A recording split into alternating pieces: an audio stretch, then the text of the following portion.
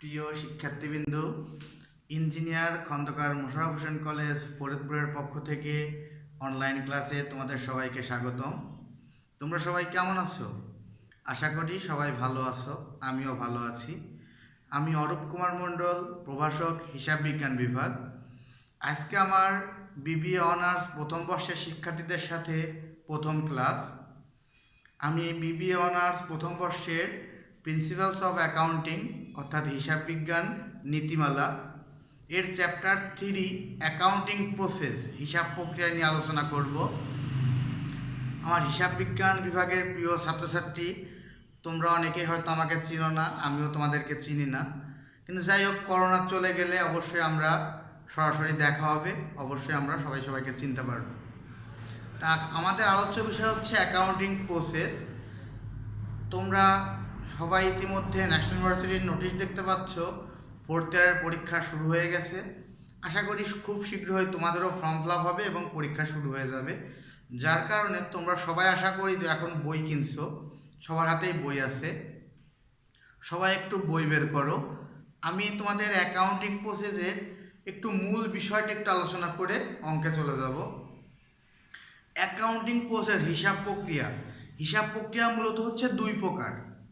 একটা হচ্ছে accounting equation process, আর একটা হচ্ছে accounting cycle process. Equation process মানে হচ্ছে সমীকরণ প্রক্রিয়া, আর সাইকেল প্রসেস মানে হচ্ছে হিসাব চক্র। অর্থাৎ হিসাব চক্র আমরা তো জানি, যেটা একটা থিওরি কোশ্চেন আসে, হিসাব চক্র কি, আর হিসাব চক্রের মধ্যে 11টা ধাপ আছে। তো আমাদের আজকে আলোচ্য বিষয় হচ্ছে অ্যাকাউন্টিং প্রসেস। অ্যাকাউন্টিং ইকুয়েশন প্রসেসটা হচ্ছে মেন আলোচ্য বিষয়। আমরা সবাই জানি যে অ্যাকাউন্টিং ইকুয়েশন মানে হিসাব সমীকরণ কি। মূলত হচ্ছে হিসাব সমীকরণ হচ্ছে হিসাবের যে চলকগুলা থাকে তার গাণিতিক প্রকাশকে কি বলে, হিসাব সমীকরণ বলে। আর হিসাব সমীকরণ অ্যাসেটস সমান লায়াবিলিটিস প্লাস অনার সিকিউরিটি। অ্যাসেটকে সংক্ষেপে এ, লায়াবিলিটিকে এল এবং অনার সিকিউরিটিকে ওই দ্বারা প্রকাশ করা হয়। অ্যাসেট অর্থ হচ্ছে সম্পদ, লায়াবিলিটি অর্থ দায় এবং অনার সিকিউরিটি হচ্ছে মালিকানা সত্ত্ব। তবে এই সমীকরণটাকে যদি আমরা একটু বড় করে লিখি, তাহলে লিখতে পারি এ সমান এল প্লাস সি প্লাস আর মাইনাস ই মাইনাস ডি। এটাকে বলা হয় বর্ধিত হিসাব সমীকরণ। এটাকে কি বলা হয়? বর্ধিত হিসাব সমীকরণ। তাহলে এতে অ্যাসেট, এলতে লায়াবিলিটি। এখন আমাদের কোশ্চেন এই চ্যাপ্টারতে কি বোঝায়? সিতে বোঝায় হচ্ছে ক্যাপিটাল, সিতে ক্যাপিটাল মানে মূলধন, আরতে রেভিনিউ মানে আয়, ইতে এক্সপেন্স মানে ব্যয়, আর ডিতে ড্রয়িং মানে উত্তোলন। যেহেতু আমাদের প্রথম বর্ষ শেষের পথে, তাই আমরা সবাই এই বেসিক জিনিসগুলো অবশ্যই আগে থেকেই জানি, তারপর আমি নতুন করে রিপিট করলাম। আমাদের এই চ্যাপ্টারের করণীয় সমূহ কি কি? এই চ্যাপ্টারের করণীয় হচ্ছে ট্যাবুলার অ্যানালাইসিস অফ ট্রানজ্যাকশন, অথবা থাকতে পারে effect on the accounting equation, অথবা থাকতে পারে সামারি অফ ট্রানজ্যাকশন। মূলত তিনটার অর্থই এক। তিনটার অর্থই কি? বিবরণী ছকে হিসাব সমীকরণের প্রভাব। এবং আরেকটা থাকতে পারে প্রুফ দ্য অ্যাকাউন্টিং ইকুয়েশন মানে হিসাব সমীকরণের প্রমাণ। আমরা সবাই এই যে চ্যাপ্টারটা কিন্তু খুবই ইম্পর্ট্যান্ট একটা চ্যাপ্টার, এবং এখান থেকে প্রত্যেক বছর একটা কোশ্চেন আসেই। এই বিবরণী ছকে হিসাব সমীকরণের প্রভাব, বিবরণী ছকটা আমরা সবাই 9, 10 ক্লাস ইন্টারমিডিয়েটে করেছি, কিন্তু ওই সময় করেছি বাংলাতে, কিন্তু এখন আমরা করব কিভাবে? ইংরেজিতে। আমরা এখন একটা অঙ্কে চলে যাব সরাসরি, দেখি যে আমাদের এটার অঙ্কের ছকটা কিভাবে করতে হয় এবং অঙ্কটা আমাদের কিভাবে সমাধান করতে হয়। যেহেতু আমাদের সময় স্বল্পতা, অর্থাৎ আমরা খুব বেশি বড় ক্লাস আপলোড করতে আমাদের সমস্যা, এছাড়া হচ্ছে আমাদের বোর্ডের প্রবলেম, যার কারণে আমি অঙ্কটা তোমাদের তুলে দিতে পারতেছি না, এজন্য আমি খুবই দুঃখিত। তবে তোমাদের যাদের কাছে বই আছে, তোমরা সবাই একটু বই বের করো। আমি বই থেকে যে অঙ্কটা তোমাদের সমাধান করব সেটা আমি একটু লিখে দিচ্ছি।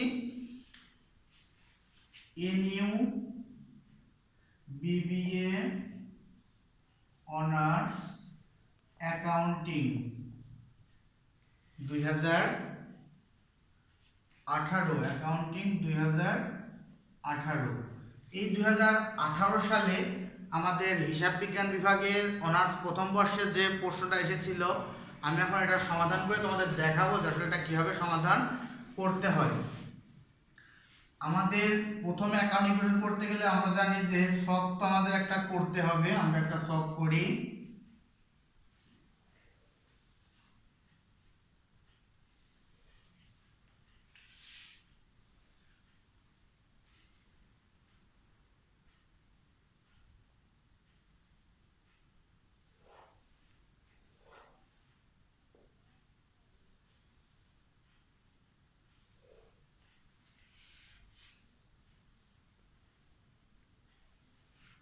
এটা হচ্ছে আমার হিসাব সমীকরণের একটা প্রাথমিক ছক, অর্থাৎ যে কোনো অঙ্কের জন্যই আমাদের এই ছকটা করতেই হবে। এই ছকটা আমাদের করতে হবে। এবং ছকের মধ্যে কি কি? প্রথমে আছে হচ্ছে ডেট, মানে হচ্ছে তারিখ, তারপর হচ্ছে অ্যাসেটস এ, আর এবার হচ্ছে লায়াবিলিটিস প্লাস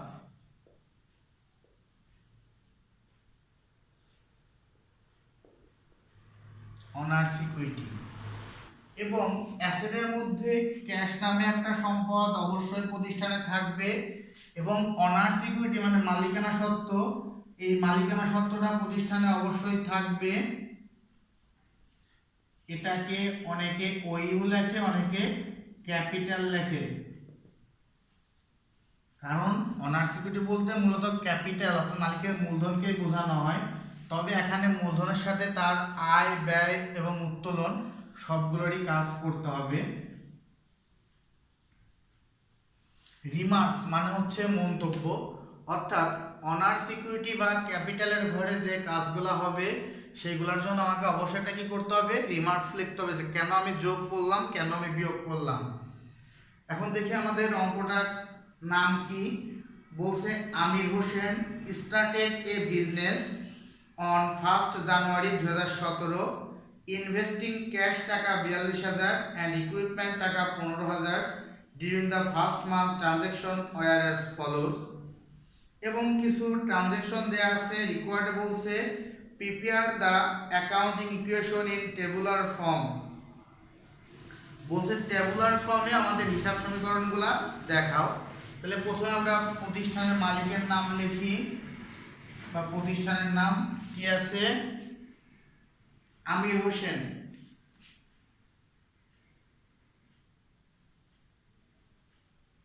আমরা লিখতে পারি যে সামারি অফ ট্রানজ্যাকশন লিখতে পারি।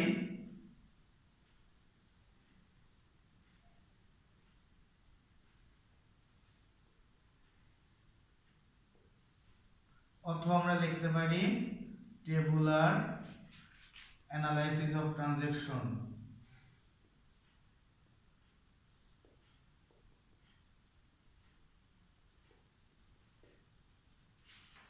এখন এই অঙ্কটা আমরা করতেছি কি একটা মাসের জন্য, আমাদের লিখতে হবে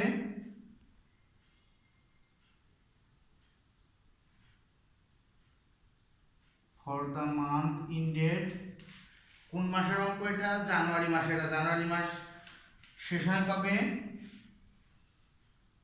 for the month of January,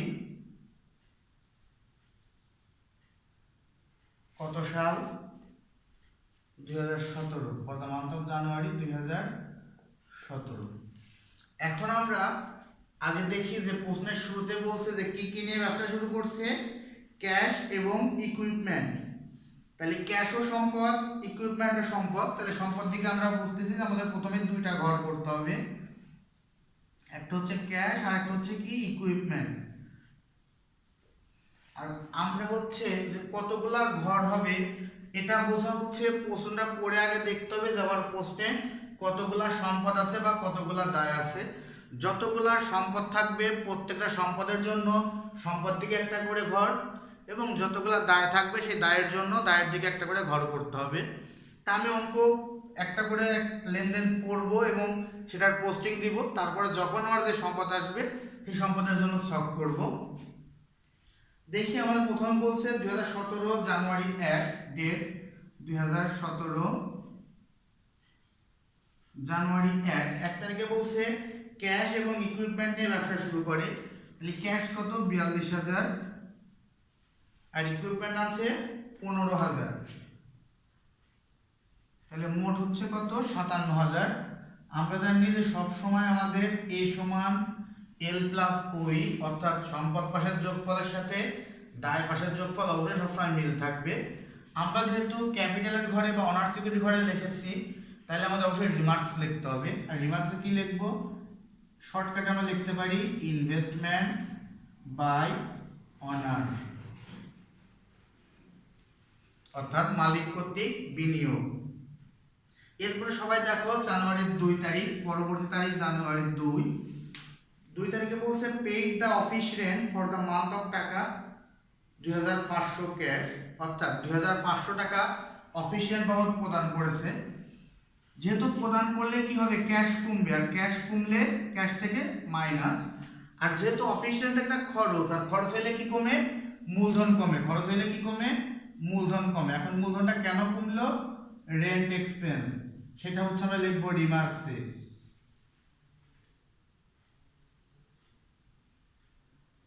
তাহলে আমরা উদ্বৃত্তটা নামাই, দেখি কত থাকে, 54,500, 39,500, 15,000।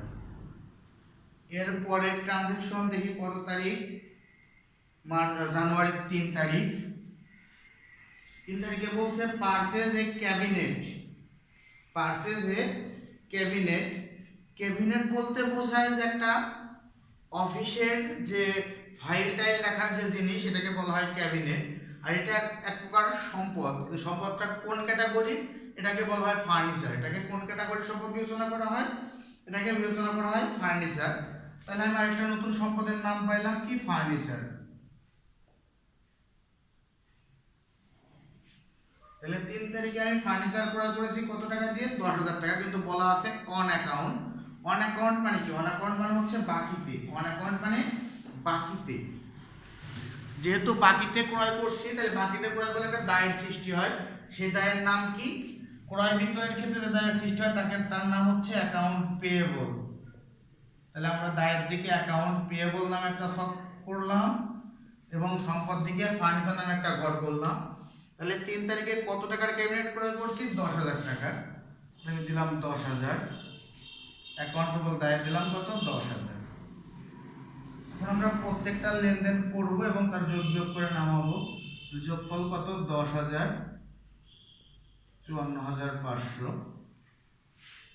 10,000, 15,000, 39,500। এরপরে দেখি আমাদের কত তারিখ আছে, এরপরে হচ্ছে 7 তারিখ। 7 তারিখে বলছে পেইড টাকা 3,000 cash for advertising bill for the month of January and ফেব্রুয়ারি। বলছে জানুয়ারি এবং ফেব্রুয়ারির অ্যাডভার্টাইজিং বিল বাবদ আমি 3,000 টাকা প্রদান করেছি। এই 3,000 টাকা যে প্রদান করেছি, এটা কয় মাসের, জানুয়ারি এবং ফেব্রুয়ারির 2 মাস। কিন্তু আমি অঙ্ক করতেছি কোন মাস, জানুয়ারি। যদি আমার চলতি মাস, যেহেতু আমাদের অঙ্কটা 1 মাসের, তাহলে আমরা বিবেচনা করব যে যদি পরবর্তী কোনো মাসের জন্য কোনো খরচ করি, সেটাকে বলা হয় অগ্রিম। আর অগ্রিম খরচ হচ্ছে আমার সম্পদ। অগ্রিম খরচের নাম কি, আমাদের সম্পদ। তাই সম্পদের প্রত্যেকটা সম্পদের নামে আলাদা আলাদা ঘর খুলতে হয়। যেহেতু আমি একটা পাইলাম, সম্পদের নাম কি, প্রিপেইড অ্যাডভার্টাইজমেন্ট। এখন কথা হচ্ছে আমি 7 তারিখে মোট টাকা দিছি কত, 3,000। এটা কয় মাসের জন্য ছিল, 2 মাস। কিন্তু আমার অগ্রিম থাকবে কয় মাস, অগ্রিম থাকবে 1 মাস। আর 1 মাসে কত টাকা, 1,500 টাকা। 1 মাসে কত টাকা, 1,500 টাকা। তাহলে আরেকটা মাস কি, যেহেতু জানুয়ারি আর ফেব্রুয়ারি 2 মাসের জন্য দিয়েছি, তাহলে ফেব্রুয়ারিটা হচ্ছে অগ্রিম আর জানুয়ারিটা হচ্ছে খরচ। আর খরচ হলে কোথা থেকে বাদ যাবে, ক্যাপিটাল থেকে বাদ যাবে। তার নাম কি লিখবো, যেহেতু ক্যাপিটালের ঘরে কিছু লিখলে আমার রিমার্কস লিখতে হবে। লিখলাম অ্যাডভার্টাইজমেন্ট এক্সপেন্স। তাহলে আমরা এখন বিয়োগ করে উদ্বৃত্তটা নামাই, দেখি কত থাকে, 36,500, 15,000, 10,000, 1,500, 10,000, 53,000। এরপরে 7-এর পর আছে 10 তারিখ। 10 তারিখে বলছে রিসিভ টাকা 5,500 ক্যাশ ফর সার্ভিস রেন্ডার। বলতেছে যে 5,500 টাকা নগদ পেয়েছি সেবা দিয়ে। সেবাটা হচ্ছে কি আমার প্রতিষ্ঠানের জন্য আয়, সেবা দেওয়া কি প্রতিষ্ঠানের জন্য আয়। তাহলে আয় হলে কি হবে, মূলধন বাড়বে। আর যেহেতু নগদ টাকা পেয়েছি তাহলে কি হবে, ক্যাশ বাড়বে। কত টাকা, 5,500 টাকা। তাহলে ক্যাশের যোগ হচ্ছে 5,500, আর যেহেতু এটা আয় তাহলে আমার ক্যাপিটালের যোগ 5,500। কিসের জন্য আয় হলো, সার্ভিস রেভিনিউ।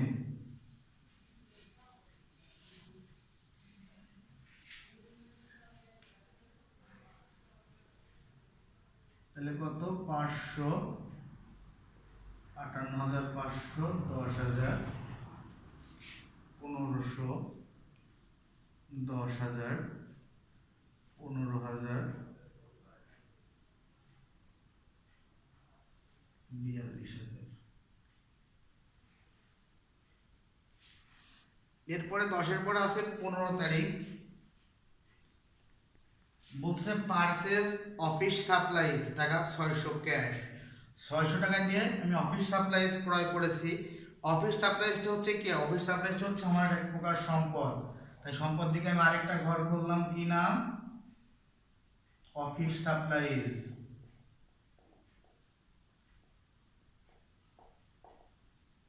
তাহলে কত টাকার অফিস সাপ্লাইজ ক্রয় করেছি, 600 টাকার। 600 টাকা আমার ক্যাশ দিয়ে, তাহলে ক্যাশ চলে গেছে, মানে ক্যাশ থেকে মাইনাস। তাহলে বিয়োগ করলে থাকে কত, 41,400, 15,000, 10,000, 1500, 600, এই পাশে যা ছিল তাই, 10,000, 58,500। এরপরে আছে 18 তারিখ। 18 তারিখে বলছে উইথড্র টাকা 1,000 ক্যাশ ফর পার্সোনাল ইউজ। বলছে ব্যক্তিগত প্রয়োজনে 1,000 টাকা উত্তোলন করা হলো।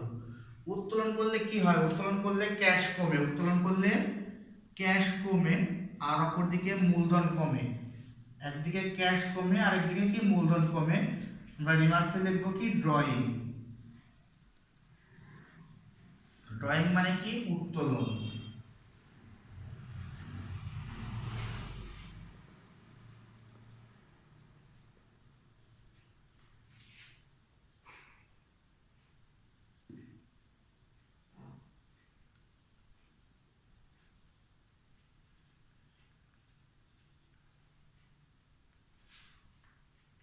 আঠারোর পরে আছে কত তারিখ, 20 তারিখ। 20 তারিখে কি বলছে, যে সার্ভিস রেন্ডার্ড অ্যান্ড আর্ন টাকা 12,000 বাট নট ইয়েট রিসিভড। বলছে সেবা দিয়ে আয় করেছি 12,000 টাকা, কিন্তু এখনো পাই নাই। যদি আমি কোনো সেবা দিয়ে টাকা না পাই তাহলে তাকে কি বলে, অ্যাকাউন্ট রিসিভেবল। আমি যার কাছে টাকা পাবো তাকে কি বলে, অ্যাকাউন্ট রিসিভেবল। তাহলে অ্যাকাউন্ট রিসিভেবল যে সম্পদ, সম্পদ দিকে অ্যাকাউন্ট রিসিভেবল নামে একটা ঘর হবে। তাহলে কত টাকা, 12,000 টাকা। আর যেহেতু সেবা দিছে এটা হচ্ছে আয়, আয় হলে কি বাড়ে, মূলধন বাড়ে। রিমার্কসে কি লিখবো, সার্ভিস রেভিনিউ।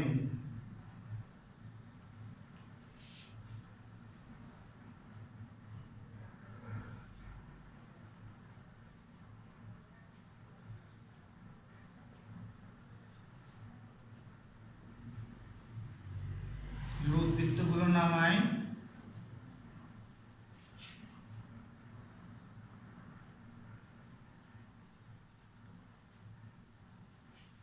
এরপর আছে কত তারিখ, 25 তারিখ। বলছে ব্রড টাকা 8,000 from Sonali bank against note payable. Note payable দিয়ে আমার সোনালী ব্যাংক থেকে কিছু টাকা ধার করা হয়েছে। তাহলে নোট পেয়েবল এটা দায়, দায়ের দিকে আমি একটা ঘর করলাম, কি নামে, নোট পেয়েবল। কত টাকা ধার করেছি, 8,000 টাকা। এখন টাকা ধার করলে কি হয়, ক্যাশ বৃদ্ধি পায়। তাহলে ক্যাশে কি হবে, যোগ। কারণ ধার করলে কি হয়, একদিকে দায় বৃদ্ধি পায় আর একদিকে কি ক্যাশ বৃদ্ধি পায়।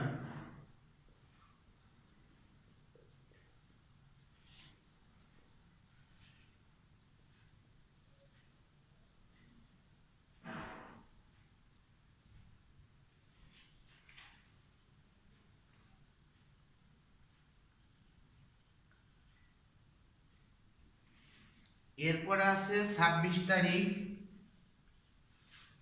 রিসিভড ক্যাশ টাকা 6500 ফ্রম অ্যাকাউন্ট রিসিভেবল। বলছে অ্যাকাউন্ট রিসিভেবলের কাছ থেকে 6500 টাকা পাওয়া গেছে। তাহলে টাকা পাইলে কি হবে, ক্যাশে বাড়বে। আর কার কাছ থেকে পেয়েছে, অ্যাকাউন্ট রিসিভেবল, তাহলে অ্যাকাউন্ট রিসিভেবল কমবে।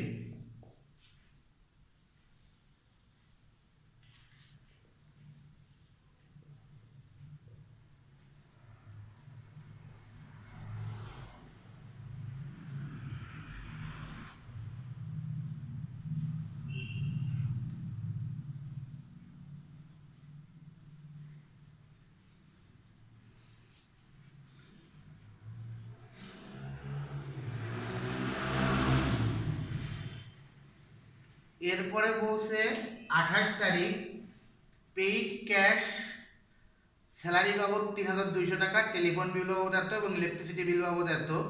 তার মানে বলতেছে যে বেতন বাবদ পরিশোধ করা হয়েছে, টেলিফোন বিল বাবদ আর ইলেকট্রিসিটি বিল বাবদ। তাহলে মোট আমি ক্যাশ পরিশোধ করেছি কত টাকা, এটা আমি কি করব, ক্যাশ থেকে বাদ দিব। মোট ক্যাশ পরিশোধ করেছি 3200, 500 আর 1000, তাহলে মোট কত, 3200 আর 1000, 4700 টাকা। মোট কত টাকা, 4700 টাকা ক্যাশ প্রদান করেছি। তাহলে আমি ক্যাশ থেকে একবারে বাদ দিব 4700। কিন্তু কার কার বাবদ সেটা আমি বাদ দিব ক্যাপিটাল থেকে, যেহেতু সবগুলো আমার কি খরচ। তাহলে প্রথমে 3200, এটা কার জন্য, স্যালারিজ এক্সপেন্স। এরপরে আসছে হচ্ছে 500 টাকার জন্য টেলিফোন বিল এক্সপেন্স, এবং লাস্টে আছে 1000 টাকা টাকার জন্য ইউটিলিটি ইলেকট্রিসিটি, আমি লিখলাম ইলেকট্রিসিটি বিল এক্সপেন্স।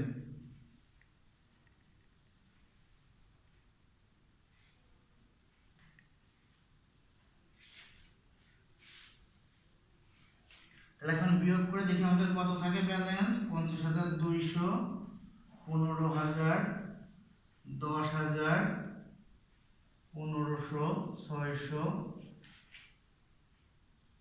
5500, 8000, 10000,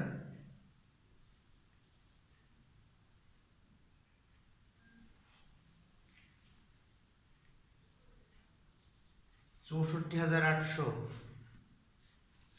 এরপরে লাস্ট 31 তারিখ বলছে রিসিভ টাকা 5300 from account receivable and আনরিয়েলাইজড balance be treated uncollectable. বলছে অ্যাকাউন্ট রিসিভেবল যে ব্যালেন্সটা আছে তার থেকে আমি 5300 টাকা পেয়েছি। আমি মোট পাইতাম কত, 5500 টাকা, কিন্তু তার থেকে পেয়েছি কত, 5300। আর যে অবশিষ্ট 200 টাকা এটাকে ট্রিট করতে বলছে আনকালেক্টেবল।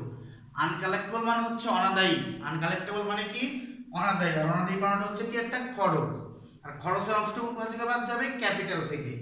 তাইলে আমি লাস্টের 31 তারিখে ক্যাশ পেয়েছি কত টাকা, 5300,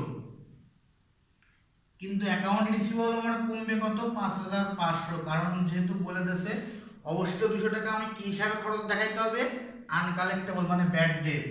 তাহলে অবশিষ্ট কত টাকা, 200 টাকা।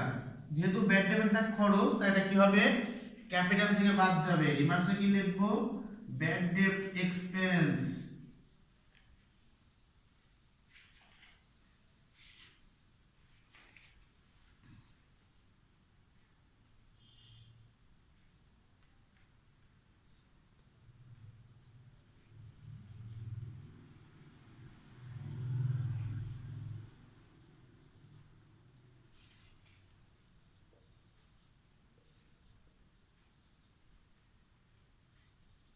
আমাদের অঙ্কটা এইগুলো হচ্ছে আমাদের ট্রানজ্যাকশন ছিল।